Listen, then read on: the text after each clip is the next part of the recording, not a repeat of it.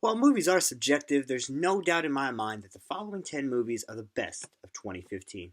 Whether they explore original concepts or different avenues, both literally and figuratively, these pieces of cinema exemplify the stories that can both attract and detract, from the aesthetically bonkers to the subtle, nuanced pieces that build from the narrative up. So before we start, a few rules that one thing is I've decided to exclude Star Wars The Force Awakens. I mean, it would not be fair to all of you awesome people if I did that because where's the suspense in that anyway? Instead, I'll give you some quick thoughts on it. Star Wars The Force Awakens is without a doubt an excellent return to form for its property and its fan base. It's action packed with a story that throws back more to the original masterpieces while using today's technology to expand the aesthetic appeal. Now, having said that, this is my top 10, and if you think that maybe I missed a flick that you loved or something, let me know in the comments below. And, don't just say, you're an idiot. No, give me a good, reason why you thought it should be on the list, because I'm always willing to hear that sort of stuff. That's just fun for me. So, without further ado, let's get started with the top 10.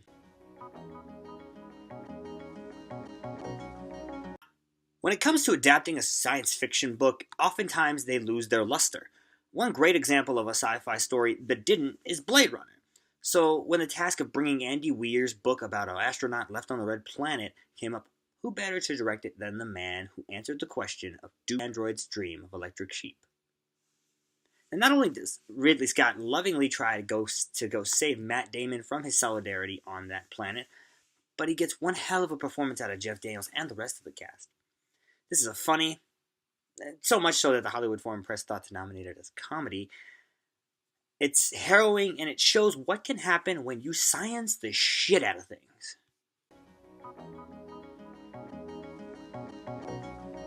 So taking a concept like the mid-aughties housing crisis and making it both engaging and to a point, I guess funny, is a really hard thing. And Funny or Die co-creator Adam McKay penned this script, and he turned a very, very difficult Michael Lewis book into one of the smartest and sharpest movements of dialogue that came out this year. It moves along its runtime with such a briskness that you're never really bored, despite all this language involving prime and subprime loans. Even its breaks in the action that are taken in order to explain some of the heavier fare have a bit of levity to them, particularly when they involve, like a celebrity cameo in order to explain to you what exactly is the difference between an A and a B plus loan. Just a really, really great script and a really, really good performances out of this one. Alright, so who over at Pixar had the balls to pitch an animated film for kids in which the main characters are our most evident emotions? Now, if you had gotten this pitch, would you have taken it seriously at all? I don't think I would have either. With an enduring and beautiful script that seems like lovingly put together and precisely executed, this is equal parts funny and heartwarming. If you can keep your eyes dry during this one, you're a stronger person than most everyone in the theater I saw it in. All I could hear during certain parts was just sniffles. Damn you, Pixar, and your ability to manipulate my emotions and my emotional state purely with polygons. Featuring a wonderful voice cast led by the always on her game Amy Poehler, this will end up winning Best Animated Feature this year, hands down.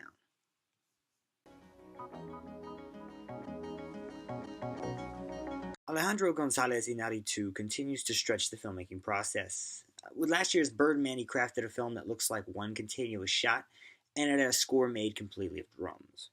This year, he has a film shot mostly in natural light in the Canadian wilderness and featuring actual people from the First Nation tribes in which the story revolves around. Congrats to them and for pulling everything here together.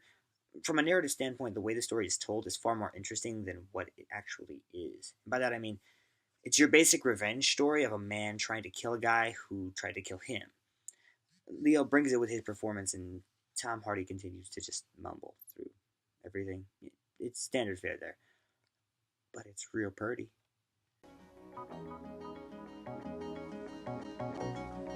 So if you ever wonder what a super violent 80s action movie would look like today, you no longer have to. Just throw on this movie and watch the insanity ensue. with characters that are fresh and original, but by the film's end feel like old friends. This is absolutely a smaller film you need to check out. It's an exercise in lack of restraint. Everything this film does, it goes ham on. Blood? Sure, just put a ton of it in there. It doesn't matter. 80s retro theme? Crank that sucker up to 11. I'd give you more about it, but I would prefer you to go into the film with as little as possible. I will say our title character, Turbo Kid, because the movie's called Turbo Kid, he has an interesting arc, and we're with him the whole time. His companion Apple, though, steals the whole show. You tell me after watching this that she doesn't. Put it down there. I mean, no, seriously. If you see the film, I want you to comment your thoughts on this right here, because, oh man. Okay, so here's the thing. It's the 7th movie in a franchise that started in 1976. You would not expect this to be one of the year's best. You would also probably be one of the people that underestimated Ryan Coogler, the writer and director of this movie.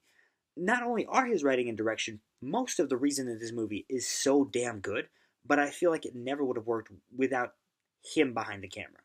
Sylvester Stallone gives his best performance in I can't even think of how long, and Michael B. Jordan is just too damn good in the title role of Adonis Creed. Yes, that's the son of the original Rocky film's protagonist, Apollo Creed.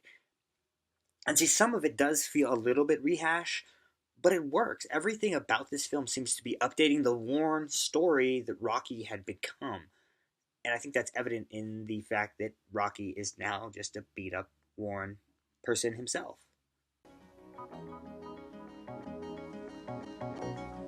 If you've ever wondered what filming pure, unfiltered insanity would look like, look no further than the latest incarnation of George Miller's seminal cinematic work.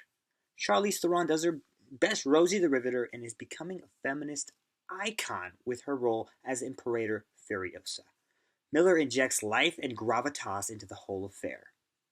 One thing I found fitting is that in an interview for the bonus content of this movie, the filmmaker stated that it was very important for them to start with a basis of practicality, and that those practical effects are, more enhanced by this film's Oscar-nominated special effects. And if you see the movie, they seem to blend seamlessly. There's not much I can say about this film that'll do it true justice.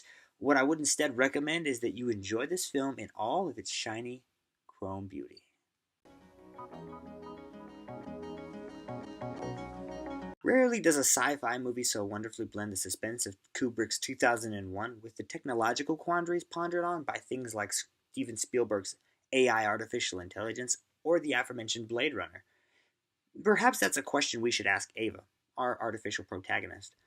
So much of the enjoyment in this film stemmed from, I think, the theological questions that the film brings up. I've had conversations with friends of mine that stem solely from those sort of questions. And one of the bigger ones is, what sort of things can we uncover by running an OS so very real to life?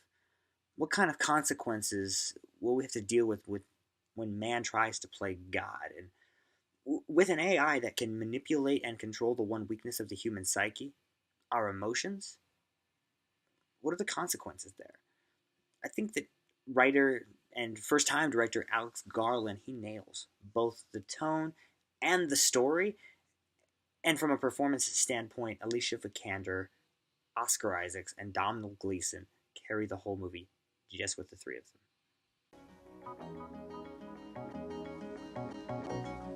What do you get when you mix Danny Boyle's notoriously faster pacing with screenwriter Aaron Sorkin's frantic dialogue? Well, you get a story that all descends into literally just 3 parts. There's a definite beginning, middle, and end to all of it, taking place before 3 very important product introductions. Michael Fassbender absolutely nails this. Not only do you buy him as the Apple CEO, but you do so despite the fact that he looks nothing like him at all. It's a brisk and lively affair that is, for me, brought forth all the best qualities of everyone involved. Kate Winslet is just spectacular as Jobs' assistant, and she oftentimes steals scenes from Fassbender. Mikey Fassbender, however, is just too powerful as the late tech mogul. Pencil him in for an Oscar win, but Sharpie him in as my choice to win the Oscar.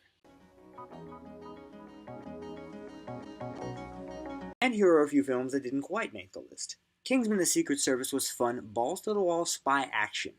Me, Earl, and the Dying Girl told a fresh story wrapped in a fresh package by a television director who really understood the source material in this Sundance darling. Sicario is a disgusting film about disgusting people that is beautifully shot.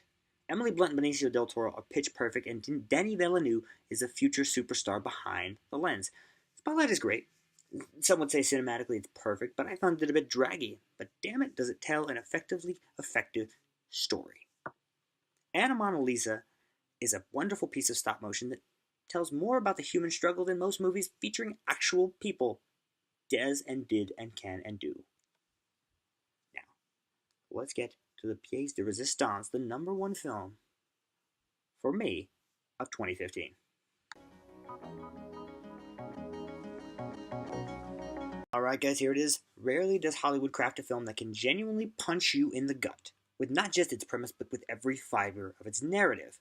And Brie Larson puts everything that she has into her role as a woman who was abducted as a teenager and lived in a shed for 7 years. 5 of those with a son that she bore from her captor. Jacob Tremblay is a young man who just stops the show with his performance. This isn't just like good kid actor good. This is like great altogether. Like this is a good performance for the entire year.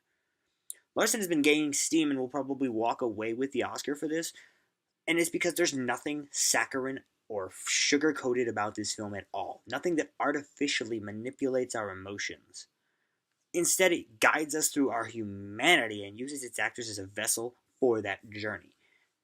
I mean, damn it if Larry Abrahamson does not know how to do this perfectly, because it's what he continues to do with all of his films.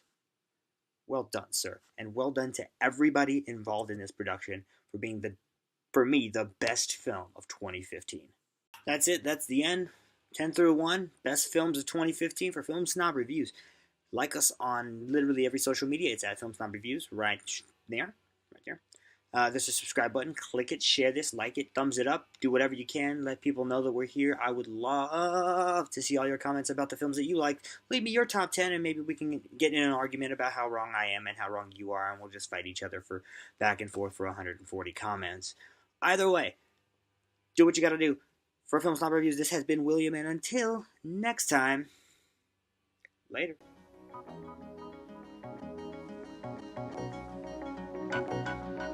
Thank you.